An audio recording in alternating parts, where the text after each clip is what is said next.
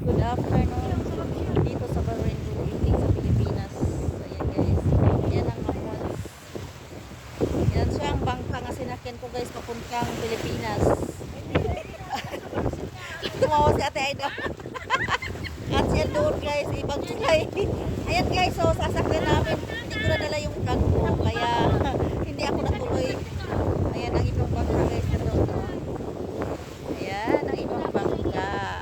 Nandito pala kami guys sa tulay nga tinatambayan namin. Nandito oh.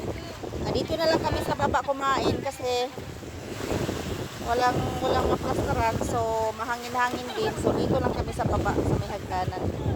Oh. Ayan kasi guys, siya busog na guys, kaya ayan. Hindi na siya makagalaw guys kasi puno na yung full tank na yan eh. Full tank na yan. At saka ito ang birthday celebration. Hi Ate Aida. Happy birthday Ate Aida. Ayan ang Ate Aida namin. Ayan si Samoy at saka si Maricoy Layla. Ayan. Hindi mo lang pagkain ang pinunta dito kung hindi makakuha lang ng picture. Ayan ang dagat guys. Nawala na yung isda na dami-daming isda. Nawala na sila guys. Iwan ko kung saan na sila nagpunta.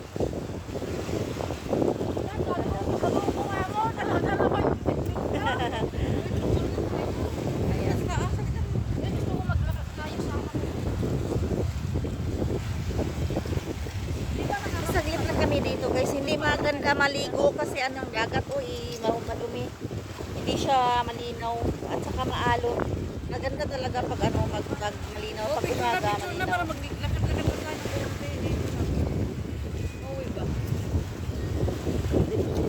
Mayo sayo, ayan guys, may pasayaw-sayaw pa siya guys oh. Nag-imagine siya sa Bailey guys, nasayawan sa ano.